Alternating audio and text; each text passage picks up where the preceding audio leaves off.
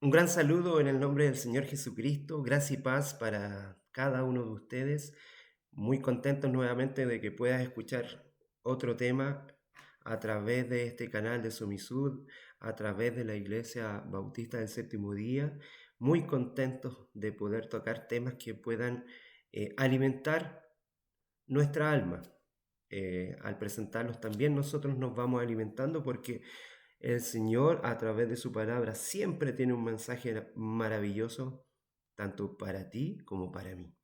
En esta oportunidad, siguiendo algunos temas, por ejemplo, hace poquito estuvimos hablando sobre la adoración, quiero llevarte al concepto de la reverencia. Los cristianos y la mayoría de las religiones tratan de ser muy reverentes, ¿verdad? Y frente a este punto, quiero que podamos analizar algunos textos de la palabra del Señor para que veamos también cómo el Señor es un Dios de reverencia, es un Dios de amor, pero también un Dios de orden, ¿cierto? En los cuales Él también se quiere manifestar para que nosotros seamos cuidadosos con Él. Quiero llevarte entonces a la palabra. Para eso vamos a orar. Querido Padre Celestial, muchas gracias, Señor, porque nos das nuevamente una oportunidad de abrir tu palabra y en esta oportunidad, Señor, conocer algunos aspectos que tienen que ver con el cuidado, la reverencia y el trato que tenemos que tener contigo, Señor. Te consideramos nuestro amigo, te consideramos nuestro hacedor, pero también eres nuestro Señor y nuestro Creador. Entonces, también tenemos que ponerte en el lugar que te mereces, o en realidad, mejor dicho, tienes que tener el lugar en nuestras vidas que corresponde, ya que tú no eres un objeto. Muchas veces en nuestro lenguaje también está tan manoseado, tan dañado por las estructuras humanas que también terminamos objetivizando nuestra relación contigo. Y tú, Señor, quieres ser nuestro creador, nuestro hacedor, nuestro perdonador, nuestro salvador, nuestro amigo, pero también en ese sentido hay también una relación la cual no es plenamente simétrica, Señor. Si bien es cierto, tú bajaste a nuestro nivel a través de la forma de Jesucristo, Señor, aún así nuestra relación no es plenamente simétrica, ya que tú eres el dador de la vida. Ayúdanos, Señor, a entender este concepto a través de tu palabra y a través de este estudio para que realmente seamos conscientes y podamos poner en práctica y en obra la reverencia en cada uno de nuestros momentos, en cada uno de nuestras situaciones. Todo esto lo pedimos en los méritos de Cristo Jesús. Amén. A veces uno también en su mirada termina sin darse cuenta, siendo poco cuidadoso con el lenguaje. Hemos considerado a Cristo como un Dios cercano y es así.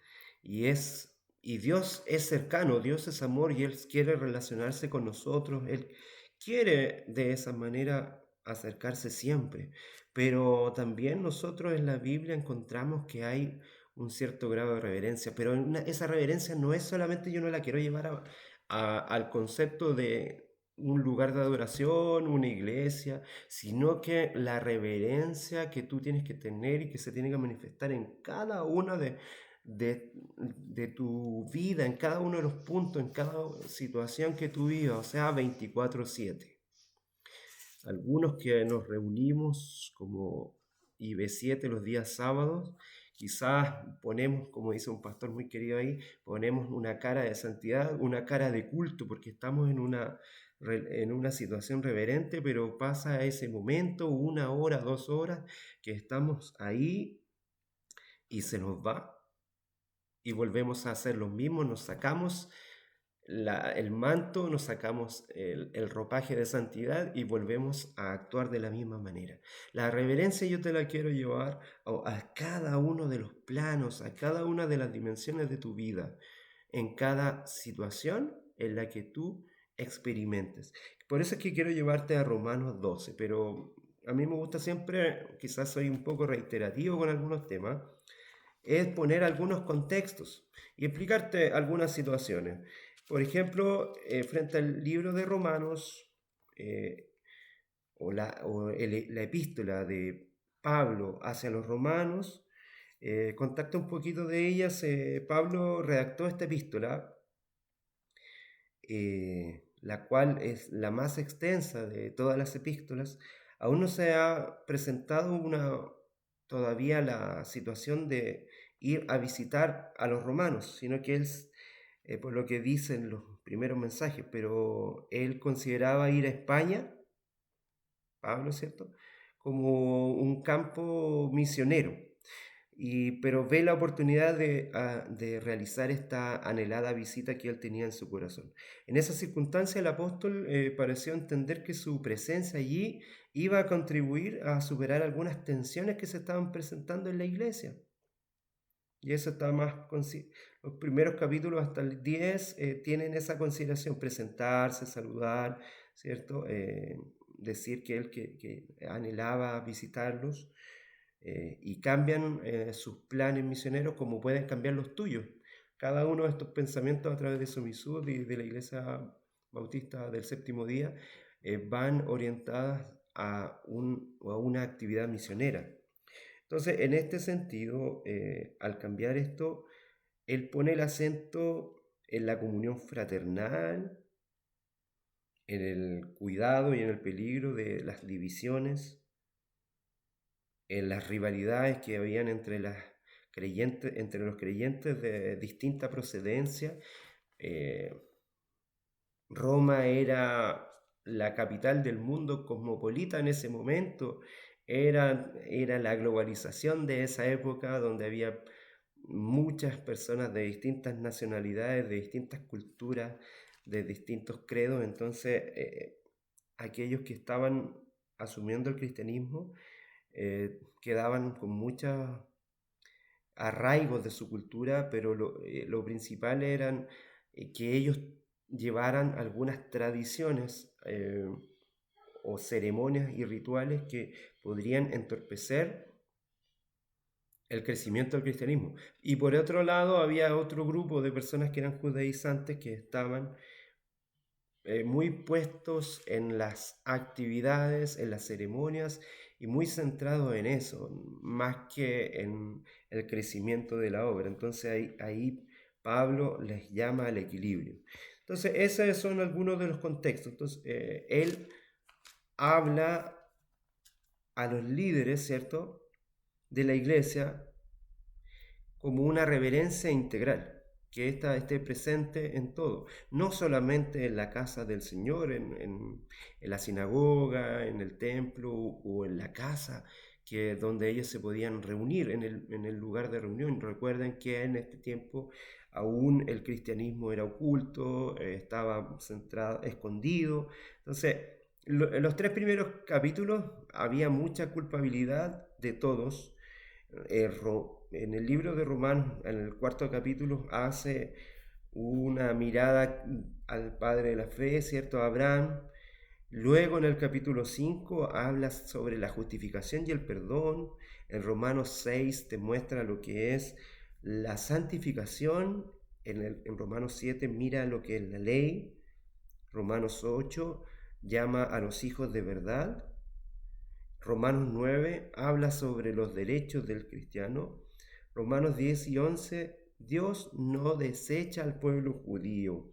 Eso es muy importante, que muchas veces los cristianos no miramos esta situación. Entonces, en el libro de Romanos, capítulo 10 y 11, te muestra que Dios no está desechando al pueblo judío, en ese sentido que muchas veces como cristianos lo manifestamos, para que tú lo puedas analizar, y también cómo el Señor inserta también a los gentiles, y cómo Él también, desde el verso 25 en adelante, habla de restauración. Así que para que tú lo puedas mirar. Quiero llevarte el libro de Romanos 12, como habíamos mencionado, para ya eh, ir centrándonos en el tema. Me gusta poner contexto porque muchas veces se empieza a citar a la escritura y no se deja muy claro algunos temas. Entonces trato de ser prudente en eso, ¿ya? Eh, y quiero llevarte al verso 3 en adelante. Se titula este capítulo La nueva vida. Los dos primeros versículos son muy interesantes. Míralos bien, léelos bien para que te den un mensaje claro. Pero para no hacer tan largo esta cápsula, esta reflexión, comenzaré desde el verso 3 en adelante. Digo pues, por la gracia que me es dada, a cada cual que está entre vosotros, que no tenga más alto concepto de sí que el que debe tener, sino que piense de sí con cordura, conforme a la medida de fe que Dios repartió para cada uno. Ese es un versículo muy importante porque nos habla de que tenemos que tener una claridad en cuanto al concepto de nosotros mismos. Y este va a demostrar una verdadera relación con Dios. Existen muchos complejos en el ser humano. Los dos principales es el de superioridad y el de inferioridad. Eh, y es ahí donde está el peligro, donde muchas veces el enemigo se mete en nuestra vida. Algunos, a través del orgullo y para ambas situaciones, para ambos extremos, eh, se da esta situación. En este versículo, Jesucristo, a través del apóstol Pablo, nos da una norma, ¿cierto? Si yo me comparo con Jesucristo, yo puedo actuar con cordura. Que nadie tenga una estima más alta de lo que tiene que tener una claridad. El concepto de Pablo a sí mismo lo podemos encontrar en Filipenses 3:5. Me gustaría que pudiéramos revisar Filipenses 3,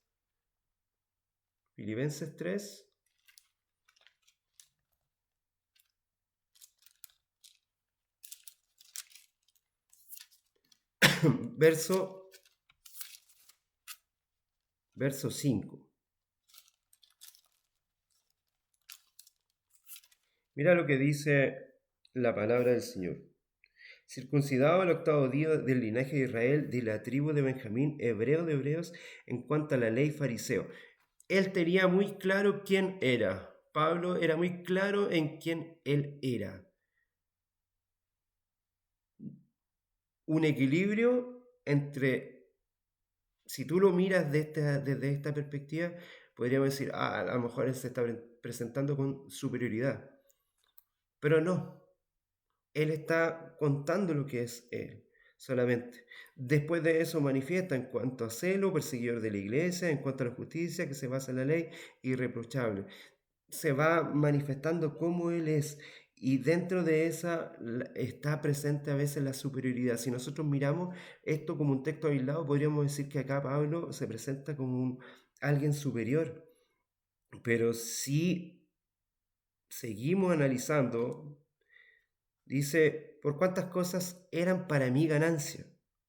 Las he estimado como una pérdida por amor de Cristo y ciertamente aún estimo las cosas como pérdida por la excelencia del conocimiento de Cristo Jesús, mi Señor. Por amor a Él lo he perdido todo y lo tengo por basura para ganar a Cristo.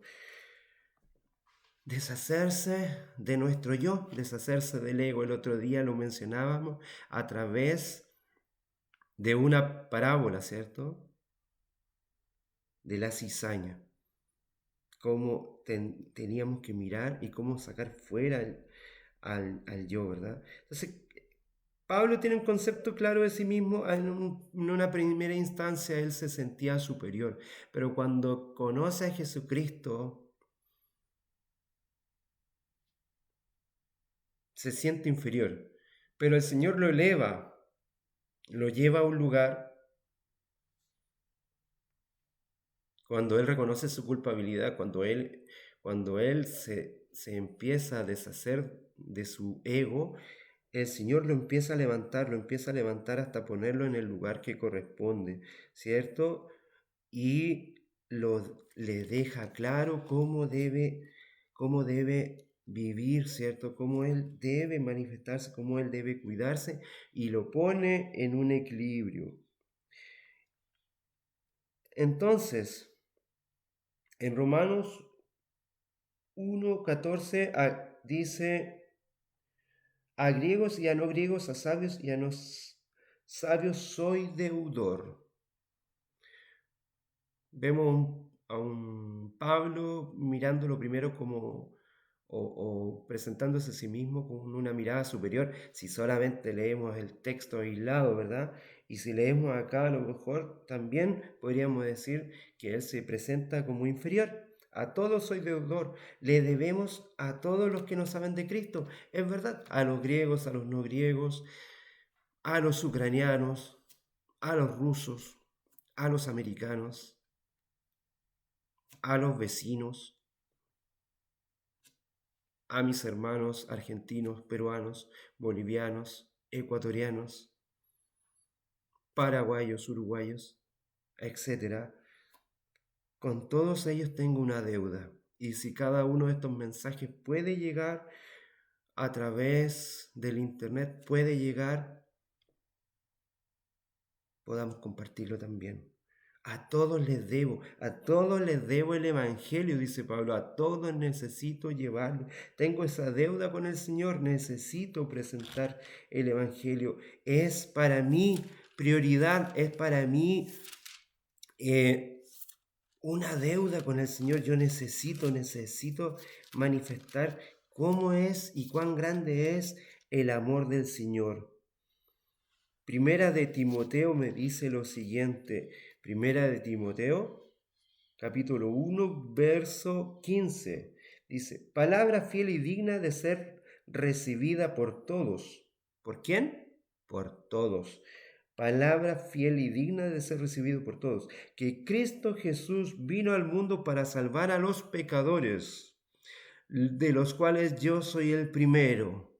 Mira cómo el Señor transforma el corazón de una persona cuando quita el ego, cuando quita la soberbia, cuando quita esa mirada y lo vuelve a una persona reverente. Esa es la verdadera reverencia. No es ir solamente a la casa de Dios y poner cara de culto, levantar las manos. El otro día me contaba una amiga del trabajo, ella pertenece a otra denominación, a otra iglesia, o sea que ella trabaja con los niños, trabaja eh, con los niños, haciendo las clases de niños y en una de esas conversaciones con los niños son tan sinceros y directos, uno de estos niños le dice, yo tengo miedo. ¿Y por qué tienes miedo? Le tengo miedo a mis papás, son muy crueles, me pegan, son severos, etcétera, etcétera. El tema es que cuando ahí uno los veía, decía ella, los veía, yo tengo que conversar con el pastor para que puedan tener una instrucción con ellos. Ellos los veían y eran como las personas más sanas, las personas que mostraban una apariencia de piedad, pero estaban negando la eficacia de ella, como tocábamos en un tema anterior. Solo después de experimentar la conversión, el Señor puede cambiar tu mirada y la mía. Solo el Señor puede cambiar tu mirada, la mirada de superioridad o la mirada de inferioridad. Estos dos extremos son peligrosos, peligrosísimos. Hermanos cristianos hoy día viviendo con un sentimiento, con una sensación de inferioridad, que nada pueden, cuando Cristo dice todo lo puedes en mí. Cuando el Señor también dice, anda, sé valiente, lucha por lo que quieres, esfuérzate. Y se ha transformado en una tremenda enfermedad. El sentimiento de inferioridad tiene a gran parte del pueblo cristiano dañado y no estamos haciendo la gran comisión que el Señor quiere porque estamos tan heridos, estamos tan dañados y nos sentimos tan inferiores a través de la culpa, que no sabemos experimentar el perdón, que vivimos en esta situación. Pero el Señor pone la claridad y pone el equilibrio, pone esas manifestaciones. Quiero llevarte también a Primera de Corintios 15, en los versos 9 y 10. Primera de Corintios 15, 9 y 10. Yo soy el más pequeño de los apóstoles. Estamos hablando de Pablo, ¿cierto? La reverencia que él tenía y el cuidado. Él dice, yo soy el más pequeño de los apóstoles y no soy digno de ser llamado apóstol porque perseguí a la iglesia de Dios.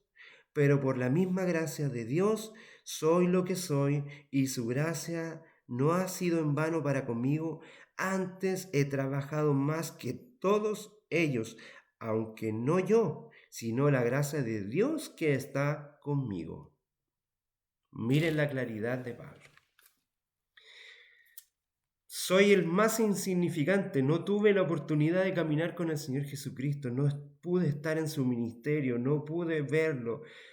Quizá a lo mejor si hubiese estado en ese tiempo con él, a lo mejor lo hubiese traicionado igual, a lo mejor se hubiese acercado igual, a lo mejor hubiese tenido el espíritu de Judas, no lo sabemos. Pero él se siente insignificante y se siente que no es digno de ser llamado apóstol. Pero sin embargo, y además también porque reconoce, ya a lo mejor no con la culpa, pero sí con la claridad de quién fue antes él. Y no lo podemos olvidar. El Señor, no podemos olvidar que el Señor nos transformó, porque si no nos ponemos en una categoría de juez, juzgando a los demás cuando ¿quién soy yo? ¿Y quién eres tú para juzgar cuando perseguimos a los cristianos, cuando hicimos tantas cosas? Perseguidor de cristianos. Pero el momento en el verso 10 dice, pero por la gracia de Dios, por el regalo del Señor, yo ahora soy distinto. Y he trabajado más que todos ellos. Y eso lo tenemos claro, si Él fue el apóstol de los gentiles. El mayor crecimiento de la iglesia es gracias a Saulo de Tarso, a Pablo. Se presenta como indigno, pero lo evalúa con una cordura. Dios se chasquea cuando nos miramos mal y nos tenemos en baja autoestima. Dios pagó un alto precio por ti y por mí. Es su vida misma, su sacrificio. Tú eres la persona más importante para Dios. No puedes mirarte con inferioridad, ni tampoco te puedes mirar con superioridad. Tienes que buscar el equilibrio. Romanos 12, como estábamos leyendo en el verso 6, dice, tenemos pues diferentes dones según la gracia que nos es dada, como decía en el verso anterior, ¿cierto? El que tiene el don de profecía, úselo conforme a la medida de su fe. El que tiene el don del servicio, utilícelo en el servir. El que enseña, que enseñe, que dé la enseñanza. El que exhorta a la exhortación. Necesitamos ser liberados de la opresión. El que reparte con generosidad. El que preside a la multitud, que lo haga con una solicitud. El que hace misericordia, que lo haga con alegría. Primera de Pedro también nos dice, Primera de Pedro 5:5 nos dice que la humildad del ser humano es lo opuesto a la soberbia. Primera de Pedro 5:5. La humildad.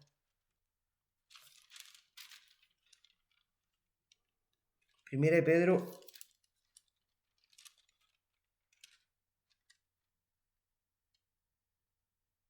perdón, dije Primera de Pedro, verso 5.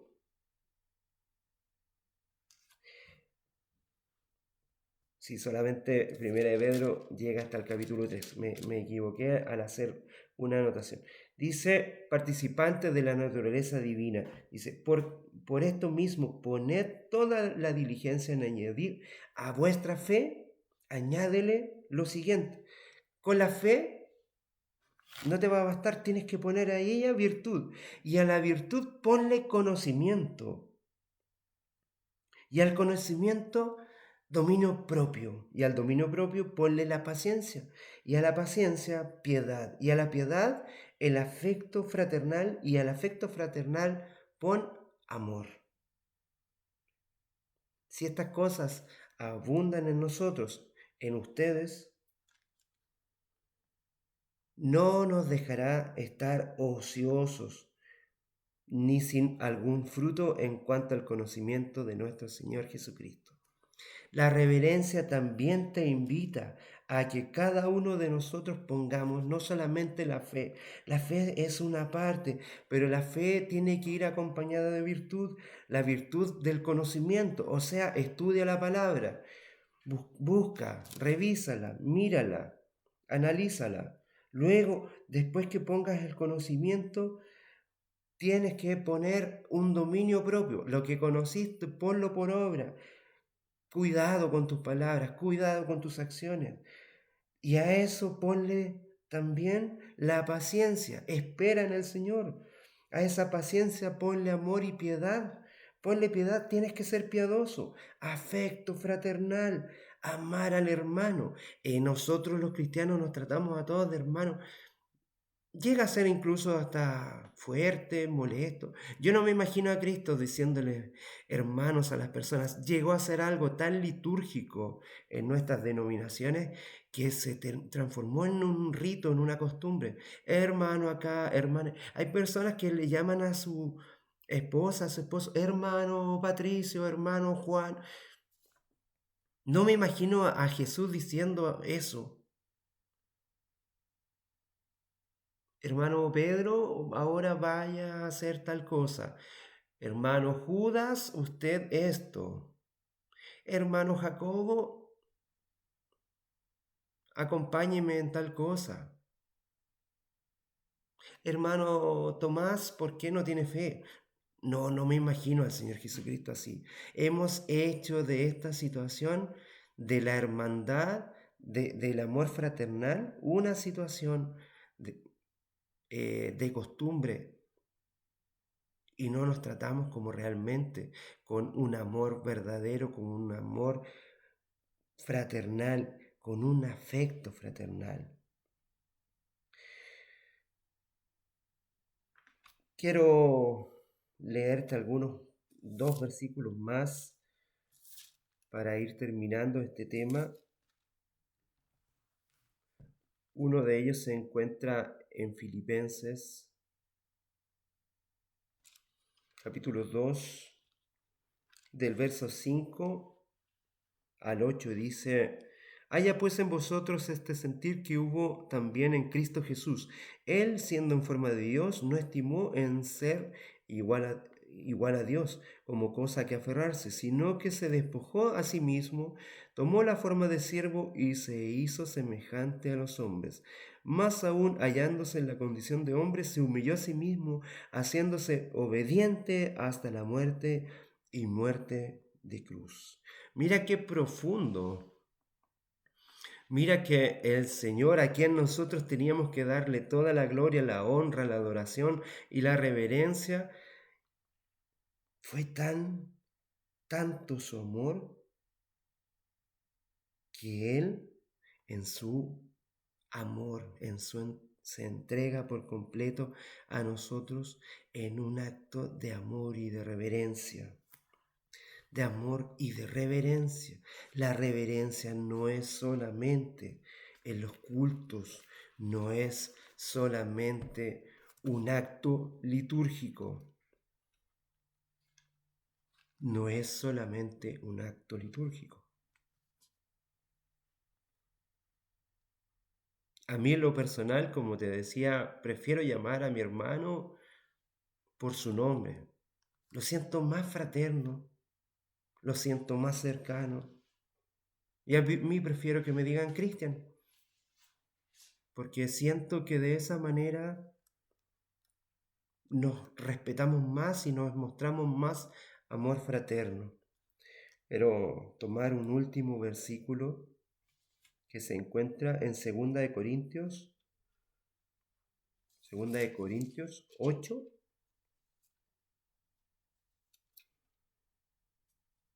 en el verso 9. Dice, ya conocéis la gracia de nuestro Señor Jesucristo, que por amor a vosotros se hizo pobre siendo rico, para que vosotros con su pobreza fuerais enriquecidos. ¿Cómo no vamos a ser reverentes? ¿Cómo no vamos a añadir virtud a la fe? ¿Cómo no vamos a añadir piedad? ¿Cómo no vamos a añadir conocimiento? ¿Cómo no vamos a tener el dominio propio? ¿Cómo no pondremos afecto fraternal y al afecto fraternal ponerle amor? Si mira la entrega del Señor Jesucristo para contigo y para mí. Espero que a través de esta reflexión podamos ser tan equilibrados como Pablo, quien no deja fuera, quien deja fuera sus conflictos internos, quien deja fuera sus complejos y ya no se mira ni de manera superior, donde el orgullo lo envanece, ni se manifiesta su vida de una manera inferior, viviendo en el tormento y en la falta de perdón, donde ni siquiera podemos tener el perdón de nosotros mismos. Por eso el Señor te invita a eso. Pon en tu corazón el deseo de ser reverente, el deseo de ser reverente como cristiano en toda tu acción de vida, en todas tus actividades, en tu misión, en tu evangelismo, en tu mirada misionera. Tienes que ser reverente. El ser reverente es un estilo de vida. Debe ser 24/7. No es solamente poner cara de culto cuando tú y yo estamos en una reunión, estamos en una actividad de liturgia, cuando nos presentamos delante del Señor en la iglesia, en un templo, en una parroquia, o donde nos podemos juntar con 2 o 3 para hablar de las Escrituras. Es en cada momento donde tu reverencia y la mía debe manifestarse. Vamos a orar. Querido Padre Celestial, muchas gracias porque a través de tu mensaje nos invitas a ser más sabios, a ser más reverentes, a ser verdaderos hijos tuyos, adoradores en espíritu y en verdad. Señor, permite que la reverencia se manifieste en cada una de las situaciones de nuestra vida.